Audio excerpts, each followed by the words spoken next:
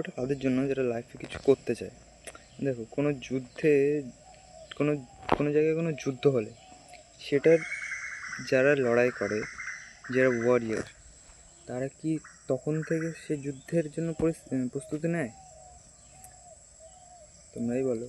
নাকি যখন যুদ্ধ শুরু হওয়ার অনেক বছর আগে থেকেই তাদের প্রিপারেশন চলতে থাকে? যুদ্ধ কখন হবে তারা কেউ জানতো না, তারা কেউ জানে না কখন যুদ্ধটা হবে, কিন্তু তারা রেডি থাকে সেটার জন্য। তারা নিজেকে তৈরি করে, নিজেকে স্ট্রং করে, কোনো যাতে যখনই যুদ্ধটা হোক তারা সেটাকে ট্যাকেল করতে পারে। কিন্তু ট্যাকেল করতে পারে।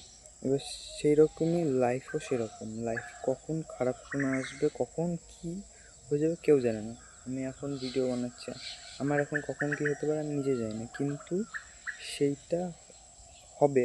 আর এটা হবে, লাইফের এটাই নেচার যে লাইফে সমস্যা আসবেই। এবার তার জন্য আমরা কে কত প্রিপারেশন নিয়েছি।